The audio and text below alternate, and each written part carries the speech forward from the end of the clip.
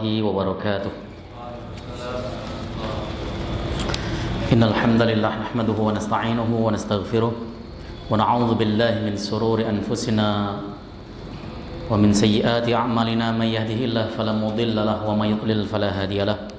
Asyhadu an la ilaha illallah wahdahu la syarika lahu wa asyhadu anna Muhammadan 'abduhu wa rasuluh. Allahumma shalli wa sallim wa barik ala hadzal nabiyil karim nabiyina Muhammadin sallallahu alaihi wasallam wa ala alihi wa sahbihi wa man tabi'ahu ila yaumiddin.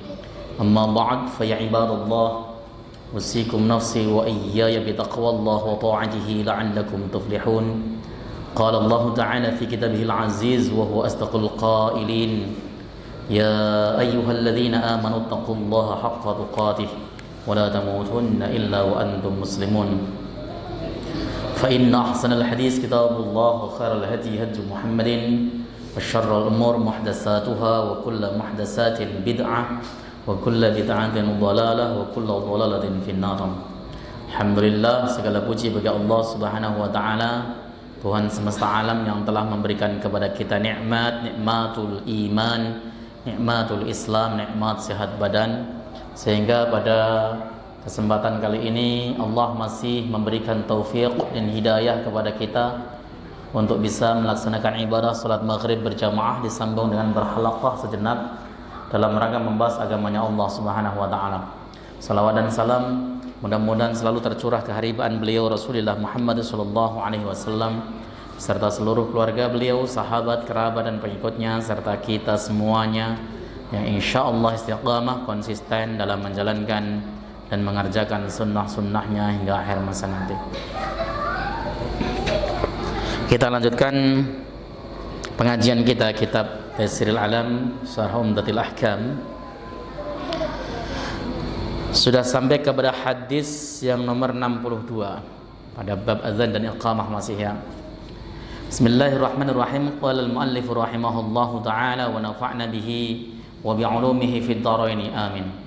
Rabbana shrah lana sudurana wa yassir lana umurana wahlul 'uqdatam min alsinatina yafqahu aqwalana. Bismillahirrahmanirrahim. Al-haditsus tsani was sittuna, hadis yang nomor 62. An Abi Juhaifah Wahb bin Abdillah Aswa'i, dari Abu Juhaifah Wahab bin Abdillah Aswa'i. Qala, beliau berkata, ataitun nabiyya sallallahu alaihi wasallam wa huwa fi kubbatin lahu hamra'a min udmin. Aku mendatangi Nabi sallallahu alaihi wasallam sementara beliau berada dalam kubah, semisal tenda, kemah ya, yang dia ada hamrahnya, terbuat dari udmin. Udmin itu kulit yang disamak ya, kulit unta, kulit sapi disamak, dijadikan sebagai tenda, ditempati Nabi sallallahu alaihi wasallam dalam suatu safar beliau. Qala, beliau berkata, fa kharaja Bilalun biwudu'in. Abu Juhaifah berkata, kemudian Bilal keluar dengan membawa air wudu. Jadi wudu itu perbuatannya, wudu itu adalah pirantinya atau alatnya atau airnya. Maka di dalam banyak hadis ada redaksi dengan menggunakan kata wudu, itu artinya air yang dipakai wudu oleh Rasulullah sallallahu alaihi wasallam. Kalau wudu itu adalah perbuatannya, seperti itu. Ini harus kemudian kita bisa membedakan. Kalau kitab ada harokatnya sih kadang-kadang bacanya nggak begitu susah ada harokatnya. Tapi kalau kitab gundul bener-bener, kita harus paham dan bisa membedakan. Tulisannya sama, wawu, dot, wawu lagi kemudian baru hamzah. Itu dibaca wudu atau dibaca wadu, seperti itu. Sahur itu adalah alatnya, makanannya. Suhur itu adalah waktunya. Maka kalau ada kemudian tasahharu fa inna fis suhuri barakah, itu artinya yang barokah adalah waktunya. Kalau tasahharu fa inna fis sahuri barakah, yang barokah berarti makanannya. Terus yang benar yang barokah makanannya apa waktunya? Dua-duanya benar. Makanan sahur itu barokah, makanya Rasul itu kan menganjurkan ketika kita bangun malam, meskipun sudah makan malam sebelumnya, jam 12 sudah malam, tapi ketika kita bangun jam 3 waktu puasa itu kita disuruh untuk memakan kurma atau minum air karena ada keberkahan. Mana yang barokah? Makanannya itu. Tapi waktunya juga barokah.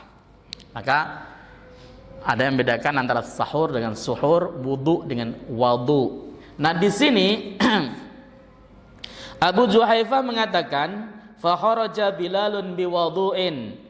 Bilal keluar dengan membawa air wudunya Nabi sallallahu alaihi wasallam. Berarti Nabi selesai melaksanakan wudu. Ya, air sisanya dibawa keluar oleh Bilal. Famin naudijin wa nailin, maka kemudian para sahabat menjadikan air wudhu tersebut ya diambil dan diulapkan ke badannya, ke mukanya, littabarruk, untuk mengambil keberkahan. Dari sinilah kemudian Imam Ahmad bin Hanbal, Imam Asy-Syafi'i memperbolehkan tabarruk bi atharin Nabi sallallahu alaihi wasallam, mengambil keberkahan dengan asarnya Nabi sallallahu alaihi wasallam fi hayatihi wa ba'da maitihi. Imam Ahmad bin Hanbal itu diterangkan di dalam kitab-kitab syiar seperti Syiar A'lamin Nubala. Beliau itu di dalam kolang suahnya, di dalam pecinya itu terselip rambut Rasulullah sallallahu alaihi wasallam. Tabarruk. Itulah nanti akan dijelaskan di bab faidah hadis ini. Kelihatannya ada waktu saya mutalaah. Dan Nabi sallallahu alaihi wasallam itu sisanya, suur wudunya, kayak kemudian apa itu namanya, bekas sisa makanannya, bahkan ludah Nabi sallallahu alaihi wasallam itu selalu diperebutkan oleh para sahabat untuk diambil keberkahannya, tabarruk. Qala, kemudian beliau berkata lagi, fa kharaja Nabi sallallahu alaihi wasallam alaihi khullatun hamra. Nabi kemudian keluar, beliau memakai hullah, pakaian yang rangkap, yang ada dalamannya hamra, yang warna merah. Warna merah itu, ini jangan sampai antum kemudian salah memahami hadis, lalu menganggap hadis itu mu'taridah atau bertentangan. Sebab Nabi SAW di dalam hadis lain yang diriwayatkan juga oleh Al-Imam Asyuti dalam kitab Asbabun Nuzulnya, beliau mengatakan bahwa pakaian merah merupakan pakaiannya syaitan, pakaian merah. Tapi kenapa Rasulullah SAW memakai hamra? Yang disebut pakaiannya syaitan adalah pakaian merah darah, merah murni, tanpa ada hiasan apapun. Sementara pakaian Nabi merah yang biasa dipakai, beliau ada motif garis-garisnya dan tidak merah darah. Itu harus bisa dipahami. Ini sering orang salah memahami karena maaf kedangkalan berpikirnya, menganggap bahwa ini adalah hadis yang mu'taridah, hadis yang bertentangan. Padahal tidak bertentangan kalau kita bisa melihat teks-teks hadis lainnya, bahwa Nabi SAW memang termasuk sering memakai pakaian merah tapi bergaris. Yang kayak gitu itu tidak termasuk dalam kategori yang dilarang oleh Nabi SAW dalam hadis lain. Ini harus dipahami, ya. Karena memahami hadis dengan baik itu akan membuahkan pemahaman yang komprehensif. Tetapi memahami hadis dengan cara tidak baik, main penggal, itu bisa menjadikan kita itu kebingungan di dalam beramal. Seakan-akan Nabi itu dalam sabdanya ada pertentangan satu sama lain. Kani anzuru ila bayadi saqai, seakan-akan aku bisa melihat kepada putih betis beliau, kedua betis beliau. Qala, kemudian beliau berkata, fatawaddoa. Ya, Rasul berwudu wa adzana Bilalun, dan Bilal adzan. Qala, kemudian dia berkata, faja'altu attaba'u fahu hahuna wa hahuna. Aku kemudian mengikuti gerakan mulut Bilal, ya, di sini dan di sini.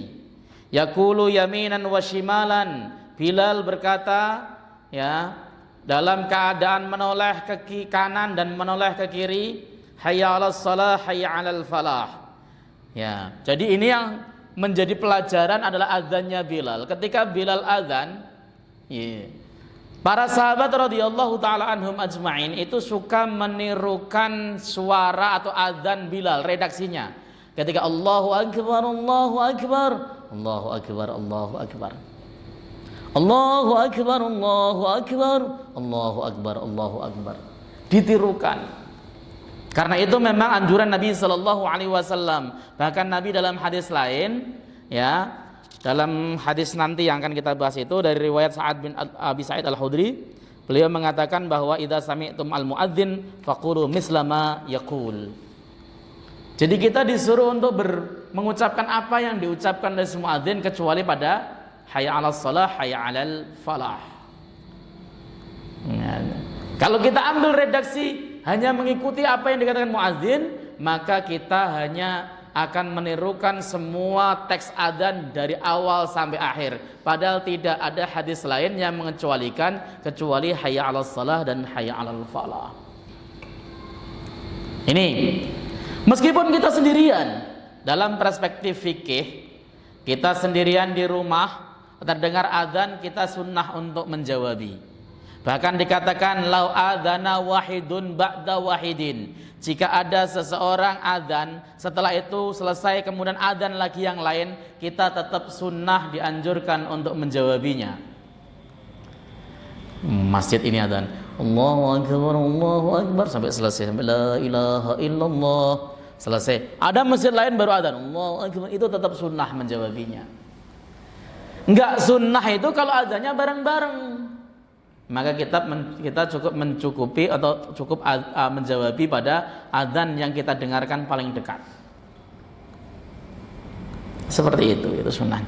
Kalau pada saat itu kita sedang di toilet, bagaimana Pak? Kalau kita sedang di toilet, maka kita tidak boleh menjawab adzan. Tapi setelah keluar dari toilet, kita boleh langsung menjawab adzan meskipun orang yang adzan di masjid telah selesai.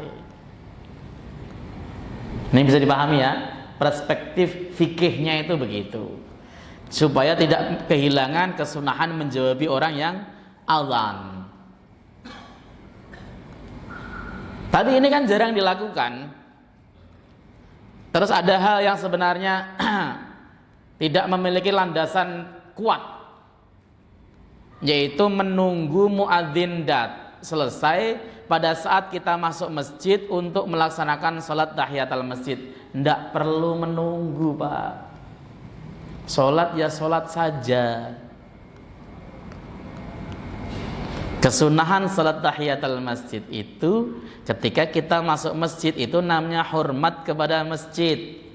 Maka pada saat muadzin adzan Allahu akbar, ketika kita masuk masjid, masuk ya langsung sholat saja. Tidak ada satupun wujudnya dalil yang mengharuskan, mensunahkan, mengistishabkan menunggu azan. Paling dasarnya biasanya teman-teman adalah untuk menjawabi azannya muadzin. Azannya muadzin bisa dijawabi selepas kita melaksanakan sholat. Nggak golib kan? Nggak biasa kan? Biasanya nunggu kan? Nggak enak katanya. Padahal sebenarnya yang tepat adalah tidak usah menunggu. Pada saat kita masuk masjid langsung saja laksanakan sholat, karena itu hurmahnya masjid. Penghormatan masjid itu seperti itu.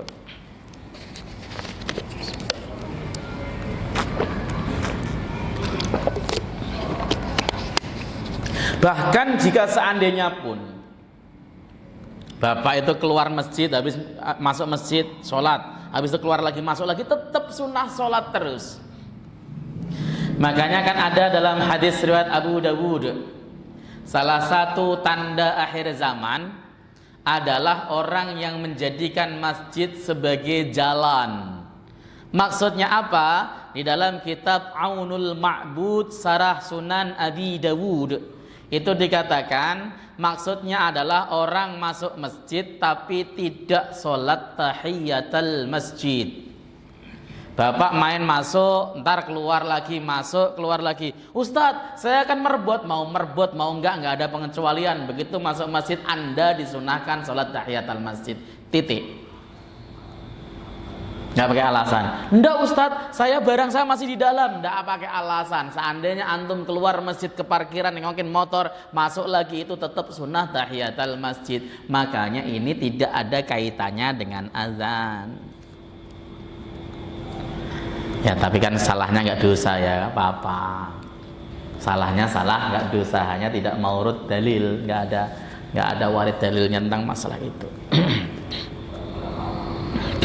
Kemudian ketika baca hayya 'alas shalah hayya 'alal falah, memang sunnah menengokkan wajahnya ke kanan dan ke kiri. Ingat, yang ditengokkan adalah wajahnya. Hayya 'alas shalah ke kanan, hayya 'alas shalah ke kiri. Orang Yaman sekarang cara menengoknya adalah dengan seluruh badan. Hayya 'alas shalah ke kanan, kemudian hayya 'alas shalah ke kiri. Kata Imam Ahmad bin Hanbal, juga menurut Al-Imam Al-Ghazali di dalam kitab Ihya'i Ulumuddin, itu termasuk perbuatan bid'ah. Bahkan masuk wilayah mungkarul masjid. Enaknya bagaimana? Ya sunnahnya tengokin wajahnya hayya 'alas shalah gitu. Ustadz zaman dulu kan, wah kita kan biasanya gitu. Bilal ketika adzan nggak pakai speaker, jadi tujuannya begini supaya apa? Supaya suaranya sampai sono. Ketika kemudian dia begini kan supaya suaranya sampai sana. Oh bukan gitu. Sunnah tetap sunnah meskipun pirantinya sudah beda. Meskipun speakernya 4 ya, sono kemari tetap sunnah untuk menengokkan kepalanya ke kanan dan ke kiri pada baca hayya 'alas shalah hayya 'alal falah. Summa rukizat lahu anazah. Kemudian ditegakkan untuk Nabi sallallahu alaihi wasallam anak panah kecil. Ingat Pak, membuat sutroh itu sunnah supaya orang-orang yang lewat di depan kita itu tidak mengganggu kita. Sutroh itu sunnah. Tapi kita harus jujur. Nabi dan para sahabat menegakkan atau membuat sutroh itu pada saat beliau safar.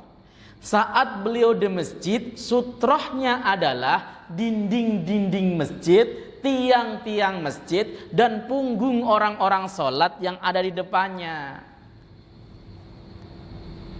Saya sependek bacaan saya, kalau saya bilang sepanjang kan seakan-akan bacaan saya banyak gitu ya. Sependek bacaan saya itu, saya belum pernah melihat atau menemukan riwayat yang Nabi menegakkan sutroh itu di masjid.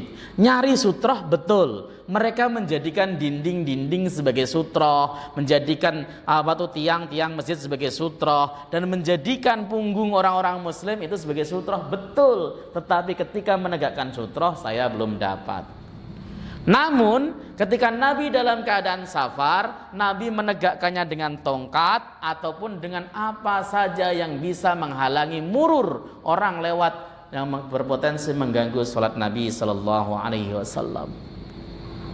Sutroh itu hukumnya sunnah.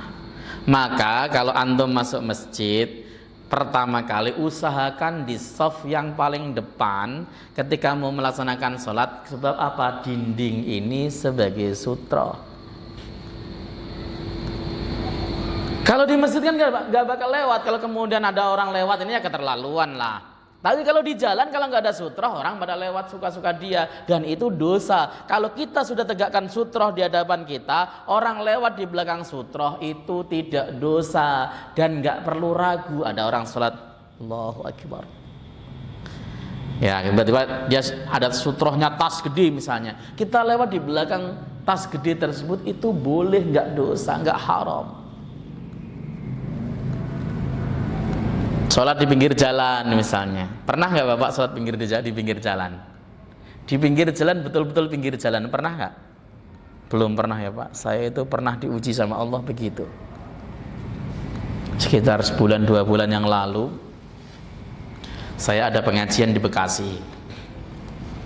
Berangkat dari rumah saya jam 4:30, karena saya antisipasinya macet lah, dipotong macet sampai sana ya, nanti maghrib sampai. Qadarullah masyaallahu fa'al wa man lam yasha' lam yaf'al. Ketika saya merasa jalannya lancar, tiba-tiba stuck di depannya, tidak bergerak sama sekali karena ada acara wisuda sebuah kampus dan parkirnya memakan badan jalan. Makan badan jalan, sementara jalan itu adalah dibuat untuk lalu lalang 2 kendaraan. Macet stuck luar biasa, saya terjebak macet, keluar nggak bisa, maju nggak bisa, mundur nggak bisa, semuanya nggak bisa, sampai 6:30 malam. Pikir saya tuh, saya sholat di mana gitu kan. Posisinya waktu itu otomatis kendaraan penuh ya, semuanya penuh semuanya. Akhirnya kemudian setelah jalan sekitar, ya pokoknya jam 6:30 malam lah, saya itu dapat tempat pinggir trotoar. Saya biasanya ya, ini biasanya nggak selalu, tapi biasanya kalau berangkat dari rumah ke taklim itu biasanya wudhu dulu dari rumah. Wudhu ya mengantisipasi apapun yang terjadi di jalan gitu, wudhu dulu. Selesai wudhu, langsung berangkat. Nah pada saat itu saya masih punya wudhu dan yakin belum batal. Motor saya parkirkan di pinggir jalan. Kalau cari masjid nggak bisa keluar. Ustaz cari masjid situ nggak bisa keluar gimana? Ini trotoar semuanya, sana trotoar, situ motor stuck, sedangkan orang pada emosi.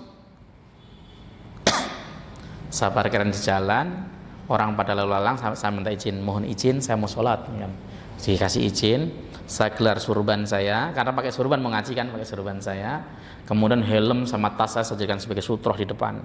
Saat sholat orang lalu lalang depan saya bodo amat, nggak masalah dan nggak bikin dosa masyarakat. Ya. Selesai itu, alhamdulillah selesai sholat, kira-kira jalan setengah jam lancar. Itu memang Allah Subhanahu Wa Taala kasih ujian luar biasa itu ketika begitu. Seakan-akan Allah tuh mengatakan, ilmumu praktekinya di mana coba gitu kan. Kalau saya nggak sholat qadha, itu saya dosa besar nggak? Dosa besar, meninggalkan sesuatu hal yang wajib. Pernah saya laksanakan semacam itu Pak di Jakarta ini gitu, Masya Allah. Lanjut ya. Jadi menegakkan sutroh itu sunnah. Ya kalaupun seandainya di sini kan masjidnya gede nggak ada tiang, Ustadz kalau kemudian pakai yang kayak batu nisan itu kan ada ya, tulisan sutroh, ya silahkan, nggak apa-apa. Tapi intinya sutroh nggak harus seperti itu. Bahkan sajadah menurut para ulama itu sah untuk sebagai sutroh. Pakai garisan kapur seandainya itu sah untuk sutroh. Sutroh itu yang penting ada batas orang yang dilarang untuk lewat di depannya, itu sutroh. Bapak pakai sajadah itu sutroh maksudnya. Seperti itu hukumnya sunnah. Fataqaddama, Nabi maju, wa shalla adz-dzuhra raka'ataini, dan beliau melaksanakan salat zuhur 2 rakaat. Ini salat qashar tentunya, salat zuhur 2 rakaat. Tsumma lam yazal yusalli raka'ataini hatta raja'a ilal madinati. Kemudian Nabi tidak berhenti melaksanakan salat 2 rakaat hingga Nabi kembali ke Madinah. Artinya Nabi setelah melaksanakan salat zuhur 2 rakaat sambung salat asar 2 rakaat juga. Lalu kemudian Nabi Shallallahu Alaihi Wasallam kembali ke Madinah. Oke, kita jelaskan mana ijmalnya. Ada orang datang dari luar, sholat di sini. Sebenarnya bukan di sini. Kalau kita kalau dia tertentu, kalau kita boleh lewat. Orang sholat di luar, sholatnya di situ, misalnya sini, kita di sini. lapar. Ya. Kita lewat depan dia, boleh? Lewat depan dia ya. Kalau kita lewat di depan dia dengan jarak lebih dari 3 hasta, para ulama memperbolehkan. Tapi seyogianya, yaitulah makanya si musolli tersebut salah tetap. Yang justru bermasalah dan dianggap dosa jika ada orang murur lewat, kalau dia tidak menegakkan sutroh, itu orang yang sholat, bukan orang yang lewat. Dia salah. Tapi kalau kita sudah menegakkan sutroh, kok ada orang lewat ngacir, pukul. Ya, seperti itu. Tapi bukan mukul lalu kemudian ngajak berantem, ditahan dulu atau dilarang supaya dia tidak lewat di depan kita. Kalau kita menegakkan sutroh, kalau nggak menegakkan sutroh nggak bisa. Seperti itu. Ya, Pak ya. Kalau kita sholat di sini, apakah di Nggak bisa. Jarak sutroh maksimal itu adalah sekitar, kalau kita boleh meterkan, sekitar 150 meter. 150 cm. 150 cm itu maksimal. Jadi kita boleh lewat depan dia. Kalau ada orang datang sholat di situ, kita bisa lewat depan dia. Nah, kalau nggak pakai sutroh, di situ misalnya sholatnya kita lewat sini itu boleh. Boleh ya. Lewat depan dia. Jangan, tetap jangan. Kalau depan dia tetap jangan, karena depan musolli itu memang dilarang. Ada larangan pakai sutroh, nggak pakai sutroh dilarang. Tetapi si musollinya salah gitu loh. Mentang-mentang kemudian si musollinya salah, loh saya kan nggak salah, lalu kemudian kita murur, wah itu dosa, itu termasuk dosa haram hukumnya, lewat depan orang yang sholat. Oke ya, kita lanjutkan dulu.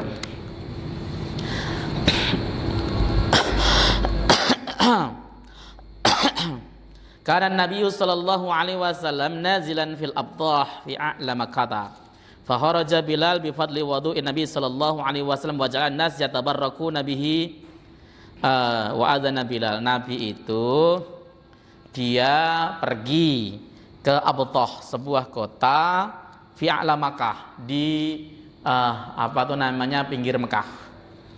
Fakharaja Bilal, kemudian Bilal keluar bi fadli wudu'in Nabi, dengan sisa wudunya Nabi sallallahu alaihi wasallam.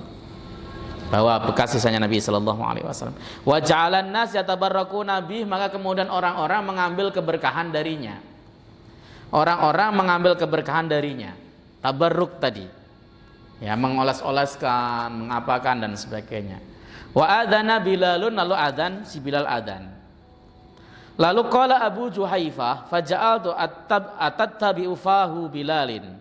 Ya, kemudian attafaha Bilalin. Kemudian Abu Juhaifah berkata, kami menirukan mulutnya Bilal. Ketika Bilal ngomong Allahu Akbar, kita ikuti Allahu Akbar, seperti itu.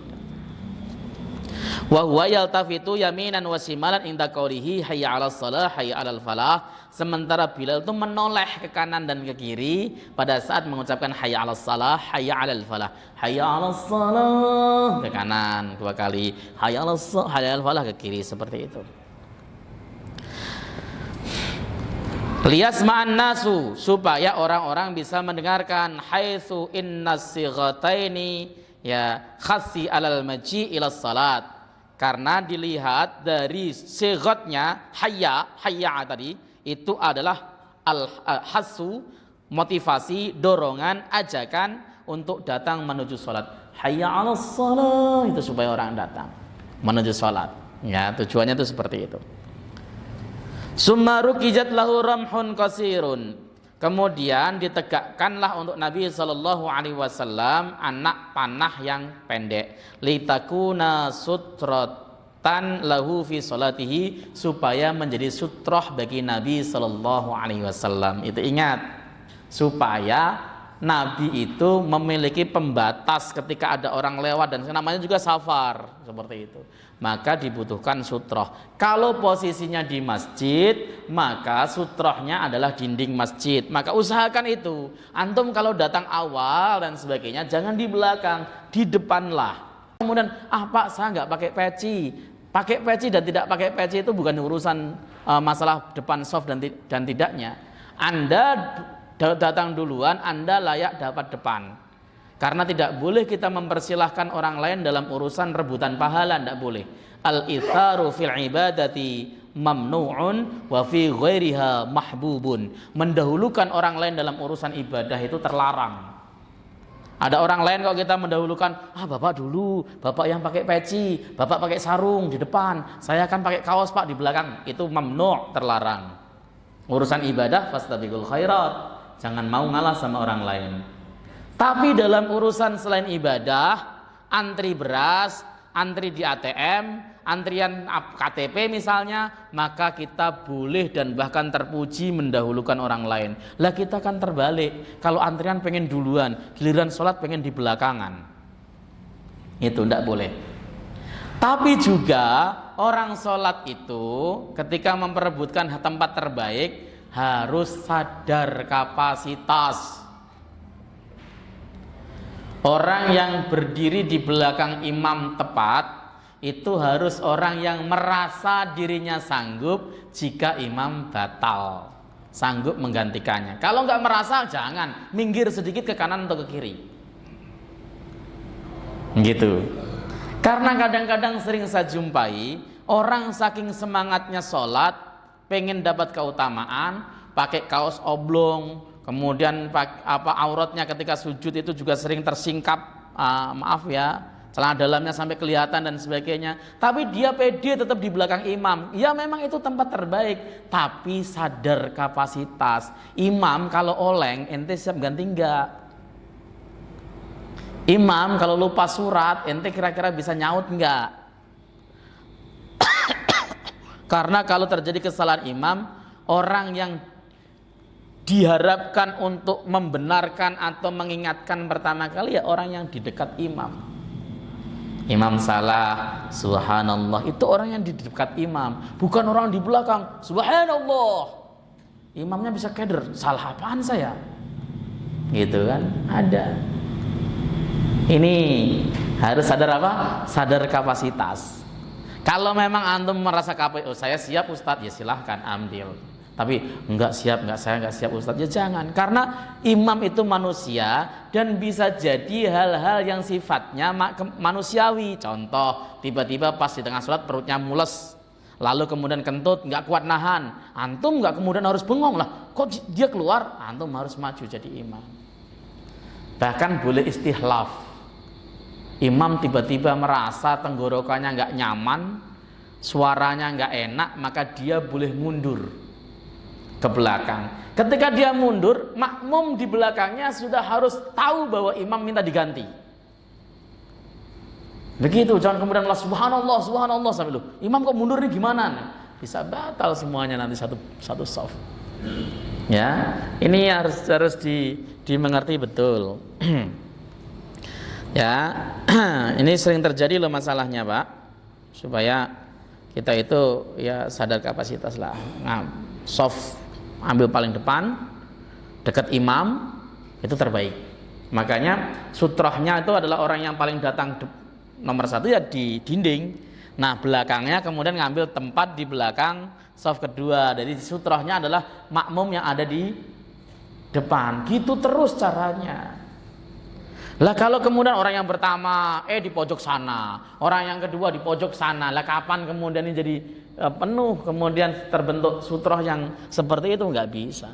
Kita itu kurang fastabiqul khairatnya, kurang berlomba-lomba dalam kebaikan. Kita itu tidak tertarik masuk firdaus, yang penting masuk surga saja. Nggak apa-apalah Ustadz, saya ke surga, yang penting masuk surga mana aja bolehlah. Itu kan kita. Para sahabat tidak. Sahabat itu kalau pengen masuk surga, mintanya firdaus, yang tinggi sekalian. Begitu. Fa shalla dhuhra rak'ataini wa lam yazal yusalli rubaiyah rak'ataini hatta raja ilal Madinah likauni musafiran. Dan Nabi tidak pernah berhenti melaksanakan salat rubaiyah itu 2 rakaat sehingga beliau sampai ke Madinah, karena beliau adalah seorang musafir. Musafir itu boleh melaksanakan salat qasar. Masafatul qasri, para ulama berbeda pendapat jaraknya. Jarak masafatul qasri itu berapa? Al-Imam Asy-Syafi'i ya menjelaskan sekitar 83 km. Sekitar loh ya, kurang dikit enggak apa-apa. Sekitar, enggak pasti. Karena hitungannya pakai marhalah. Imam Ahmad bin Hambal sekitar 60 km. Ya.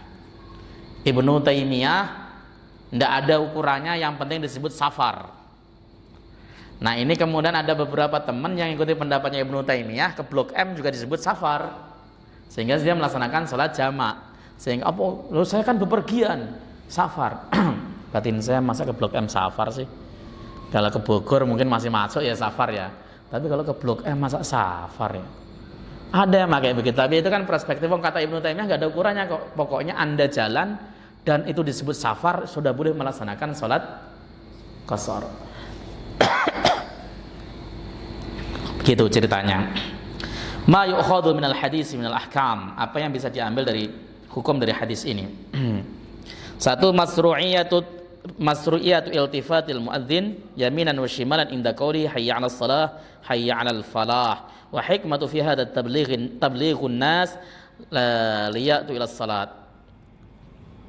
Disyariatkannya menolehnya si muadzin ke kanan dan ke kiri pada saat dia membaca hayya 'alas shalah hayya 'alal falah. Iltifat ya, menoleh, bukan menghadap. Tadi saya sudah menjelaskan. Ya, menoleh. Menoleh itu begini. Orang-orang biasanya sekali lagi menghadapkan wajahnya. Hayya 'alas shalah, begitu itu biasanya. Biasanya yang saya lihat. Dan itu kata Imam Ahmad adalah perbuatan bid'ah. Imam Ghazali juga mengatakan sebagai perbuatan bid'ah. Hikmahnya adalah supaya suaranya lebih sampai kepada orang-orang. Kemudian yang kedua, masru'iyatu qasr rubaiyah ila raka'ataini fi safar. Disyariatkannya mengqasar salat rubaiyah 4 rakaat, dua-dua di dalam safar. Menurut mazhab Syafi'i, menggunakan rukhsah itu utama. Menurut mazhab Abu Hanifah, menggunakan rukhsah itu wajib. Jadi kalau safar, Abu Hanifah harus menggunakan rukhsah, harus diqasar.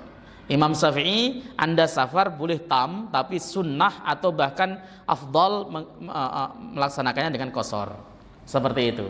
Abu Hanifah berargumentasi karena Allah Subhanahu wa taala telah memberikan kemurahan, masa enggak diambil kemurahan dari Allah Subhanahu wa taala? Itu rukhsah kok, kemurahan Allah Subhanahu wa taala.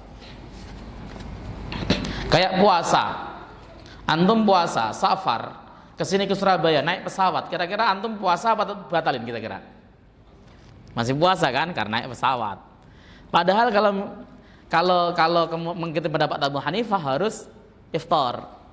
Begitu. Kenapa? Karena dalam konteks safar itu yang dihitung jaraknya, bukan masakatnya. Jaraknya berapa kilometer, bukan seberapa berat. Gitu. Oke. Nanti akan dijelaskan di bab salat qasar, ada pembahasannya sendiri.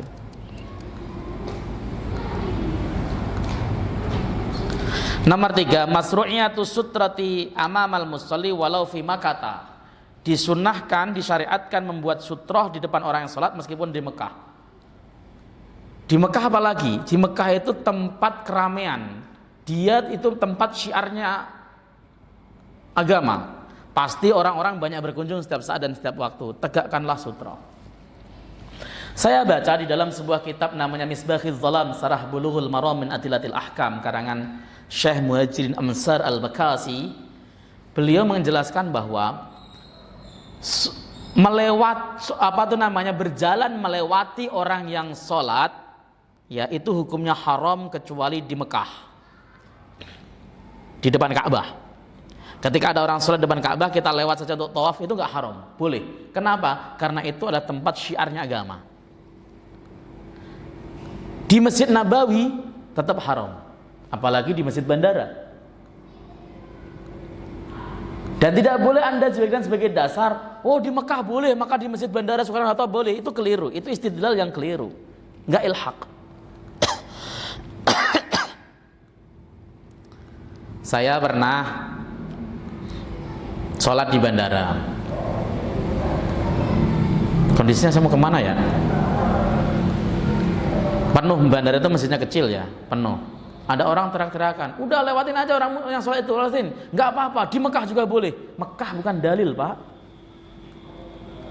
Mekah itu bukan dalil. Amaliyah penduduk Mekah itu bukan dalil. Jadi kalau kemudian Anda bilang bahwa Mekah juga begini, di Mekah juga begitu, pusatnya agama di Mekah begitu, itu bukan dalil. Tidak ada satupun ulama yang menggunakan dalil dengan amaliyah penduduk Mekah saat ini, nggak ada. Dalil itu yang disepakati cuma 4. Quran, hadis, ijma', qiyas. Yang tidak disepakati lagi ada namanya al-istihsan, al-maslahah, al-mursalah. Kemudian al-asar umang qablana, ada al-istishab tadi, al-istishab, ya. Kemudian al-urf. Ada banyak yang tidak disepakati, tapi yang disepakati cuma 4. Tidak ada. Bahwa pada saat kita mandi itu sekaligus bisa kita niatkan untuk wudu. Jadi waktu kita mandi, jadi kita niatkan sekaligus wudu. Oke. Saya jawab satu-satu, mudah-mudahan bisa karena ini pertanyaannya sulit-sulit. Azan, apakah disyariatkan azan untuk selain sholat? Ada beberapa riwayat, meskipun ulama debatable di dalam kualitas riwayatnya. Nah, kalau debatable itu kan ada yang mengatakan itu bisa dijadikan sebagai pegangan, ada yang mengatakan tidak, itu debatable. Yaitu disyariatkan atau disunnahkan adzan pada saat safar, lilit tiba karena mengikuti Nabi. Nah, riwayatnya diperselisihkan kevalidannya. Kemudian pada saat terjadi musibah, itu juga ada dasarnya, ya debatable lagi. Yang tidak ada dasarnya sama sekali itu justru adzan saat memasukkan jenazah ke kuburan. Itu memang tidak memiliki riwayat pendukung sama sekali, bahkan tidak ada. Nah, diterangkan di dalam kitab I'anatul Thalibin karangan Al-Imam Abi Bakar Asy-Syadha. Beliau mengemukakan bahwa orang yang mengadzani mayit saat di kuburan itu dikiaskan dengan saat dikiaskan dengan mengadzani bayi pada saat lahir. Nah, bayi pada saat lahir juga itu juga debatable riwayatnya. Imam Nawawi menghukumi hasan sehingga menganjurkan diadzani. Syekh Albani mengatakan itu hadisnya dhaif sehingga enggak perlu diadzani. Maka kemudian di Indonesia ada yang mengadzani, ada yang enggak, terserah. Tapi kalau ada yang mengadzani itu mengikuti ulama-ulama yang menerima riwayat tersebut sebagai dalil. Itu biasa, dalam ilmu hadis itu biasa. Saya nggak kaget, saya itu termasuk orang yang serius belajar hadis aslinya, ya.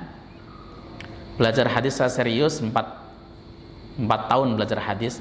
Sekarang sedang kuliah lagi S2 untuk ngambil magister hadis. Tapi ya sebenarnya ya hanya sekedar mempelajari tentang ahwal rawi, tahrij dan sebagainya. Nah, perbedaan kualitas hadis seperti itu tadi, Pak, itu biasa dalam ilmu hadis. Ya, berarti ada yang mengamalkan berarti menerima, ada yang menolak berarti tidak menerima. Itu aja, sudah selesai. Tapi untuk mengadzani mayat di kuburan itu la aslalah, nggak ada dalilnya. Dikiaskan malah kepada yang lahir. Ibnu Hajar menolaknya, kias begini itu kias ma'al fariq, kias batil. Nggak boleh dipakai kias begitu. Itu yang dipakai. Itu ada di dalam kitab I'anatul Thalibin sebenarnya. Ketika saya bicara dengan teman-teman yang ngaji kitab tersebut, ya gimana ya Ustaz, itu tradisi. Jangan bicara tradisi. Kitab I'anatul Thalibin saja mengatakan itu batil sebenarnya. Gitu Pak ya. Itu kuncinya. Jadi ada beberapa yang selain sholat tetapi kualifikasi hadisnya diperdebatkan, tepatnya begitu. Terus pertanyaan lanjutan. Apa tadi? Oke. Gini loh Pak. Dalam kitab Imam Syafi'i itu dikatakan bahwa seseorang yang mandi janabah tuntas mandinya, tidak ada perkara yang membatalkan wudhu pada saat dia mandi itu, maka dia sekaligus berwudhu, otomatis nggak usah pakai niat. Karena apa? Logikanya begini, ketika yang besar hilang, maka yang kecil juga hilang. Bapak bersihin kerak, Di kamar mandi misalnya, kerak tersebut sulit pakai prostek. Lah masa cuman sekedar kotoran debu yang ada nggak hilang juga, pasti hilang. Logikanya begitu. Maka yang kecil include kepada yang besar. Jika dalam catatan lagi nih, antum jangan protes dulu. Dan meskipun dia mandi janabahnya tidak diawali dengan wudu. Lah apalagi kalau diawali dengan wudu. Sebagaimana janabahnya Rasulullah Muhammad sallallahu alaihi wasallam. Mandi janabahnya Nabi itu ada dua versi, ada dua riwayat. Yang pertama riwayat Sayyidatuna Maimunah, yang kedua riwayat Sayyidatuna Aisyah. Itu beda riwayatnya. Ya, cara mandinya hampir mirip kedua-duanya. Yang dari Sayyidah Aisyah, Nabi sallallahu alaihi wasallam ketika wudu sekaligus membasuh kedua kakinya. Itu sahih Bukhari. Yang dari Sayyidah Maimunah, Nabi Shallallahu Alaihi Wasallam ketika mau membasuh kaki, ketika berwudu, membasuh kakinya ditinggal dulu. Beliau mengguyur seluruh badan, baru selesai itu, beliau ketika selesai baru membasuh kaki. Itu versi Sayyidina Maimunah. Hadis dari Sayyidatuna Maimunah ini ditentang oleh Al-Imam Asy-Syafi'i. Imam Syafi'i termasuk yang merajikan, menguatkan dan mengambil pendapatnya Sayyidah Aisyah, wudunya ya komplit sekalian baru mandi. Lah terus yang nyuci kaki dari Maimunah bagaimana? Ketika didebat begitu beliau mengatakan itu bukan membasuh kaki tapi cuci kaki, sebab tanahnya rumahnya Nabi itu tanah, sehingga ketika mandi nyepret kemana-mana sehingga Nabi perlu cuci kaki. Argumentasinya begitu. Itu nama istidlal, sah-sah saja. Terus yang kedua apa tadi? Itu doang ya Pak? Dua doang, perasaan ada tiga deh. Terus satu lagi nih, masalah menjawab azan. Jadi saya sering kali pada saat mandi atau buang air kecil di toilet itu dengar azan. Tapi bagaimana seandainya kita jawab dengan hati aja nih? Apa boleh? Para ulama menegaskan jawabnya selesai keluar dari kamar mandi. Jawabin itu saja jawaban saya. Jadi ketika keluar mandi baru jawabi. Itu yang dikemukakan oleh para ulama. Lebih aman, lebih enak, lebih lega, lebih plong begitu kan. Saya rasa begitu. Cukup ya. Mudah-mudahan manfaat. Kita tutup majelis. Subhanakallahumma wa bihamdika asyhadu an la ilaha illa anta astaghfiruka wa atubu ilaik. Assalamualaikum warahmatullahi wabarakatuh.